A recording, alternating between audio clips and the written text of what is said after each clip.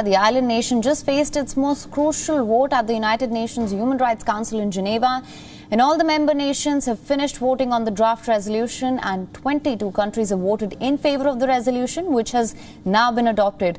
A total of 11 countries voted against it, which includes Bangladesh, China, Pakistan and Russia, and 14 countries including India and Nepal abstained from the vote. Now, the draft resolution calls upon Sri Lankan government to ensure thorough and impartial investigation of all alleged crimes related to human rights violations. Before we go into the details of the voting results in the adopted resolution, it's important to mention that India has called on Sri Lanka for Tamil reconciliation and provincial councils' rights. India believes in the primary responsibility of the states for the promotion and protection of human rights and constructive international dialogue and cooperation guided by the principles and purposes of the UN Charter in support of such efforts. As an immediate neighbor, India has contributed to the relief, resettlement, rehabilitation, and reconstruction process in Sri Lanka after 2009.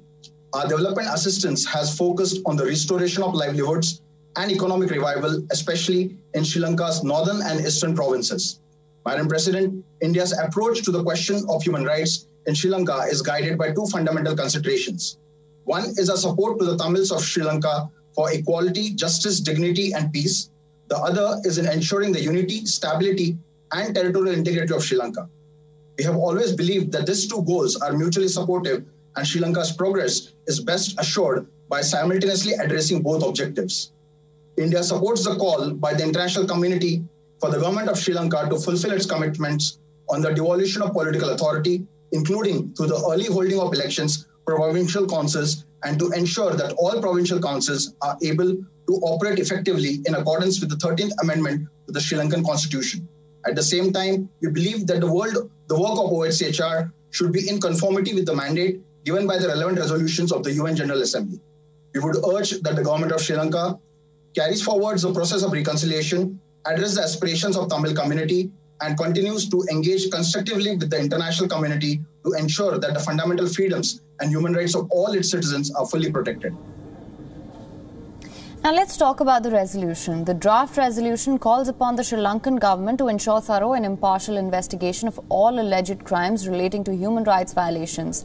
The resolution requests the Office of the High Commissioner for Human Rights to enhance its monitoring and reporting on the situation of human rights in Sri Lanka and to present and update the Human Rights Council at its 48th session. The resolution also encourages the Office of High Commissioner to provide advice and technical assistance on implementing these steps. Sri Lanka's civil war ended in 2009 after almost 3 decades of violence.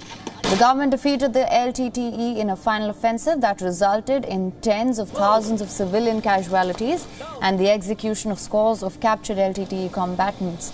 The previous Sri Lankan government had co-sponsored the resolution in 2013 calling for accountability in alleged war crimes committed by the government forces and the terror group LTTE.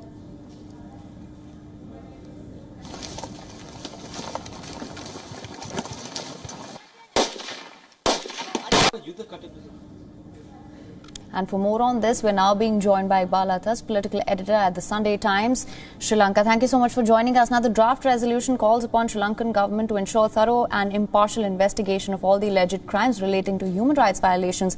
How do you assess this resolution and what can we expect going forward? Well, there is a very significant difference between the resolution that was passed today and the ones that have been there before. As you said a while ago, it does deal with human rights and so on, but it also has a provision where, I quote, the UN High Commissioner for Human Rights is to be empowered to consolidate, analyze and preserve information and evidence to develop strategies for future accountability processes. This in effect means that any future alleged human rights violations could be the subject of inquiry by the UN Human Rights Council. That is very significant. All right, and also as we mentioned earlier, and I'm sure you know as well, India has called on Sri Lanka for Tamil reconciliation and provincial councils' rights. It abstained from the vote as well. What can you tell us about that? Yeah, that's another point of great importance for a number of reasons, because it appears that the government of Sri Lanka has misjudged India's position, because early this week we had Foreign Secretary Professor Columbage declaring that India had already conveyed their support to Sri Lanka and that they were going to vote in favor. So it turns out that the statement is incorrect and that India is taking up the same position that is contained in the resolution, even if they abstain from voting for it.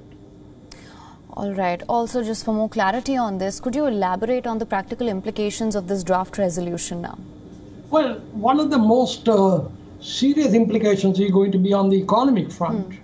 That is, now there are, take for example, the European Union, to which the government exports a large quantity of fish.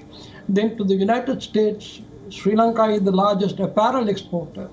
So there may come a time when there may be restrictions on that, or there is also what he called a GSP facility, that is a General Services Preference for exports to the European Union. Now those may get affected if Sri Lanka doesn't put, or rather initiate measures in the next few months to come, because the next session is due in September this year. So they have to show some progress, although Sri Lanka officially took up the position that they are rejecting the resolution. But having said that, that rejection is not going to apply at all now that the sponsors of the resolution, including United Kingdom, have won a mandate. All right, Mr. Athas, thank you so much for joining us with all those details. WION is now available in your country. Download the app now. Get all the news on the move.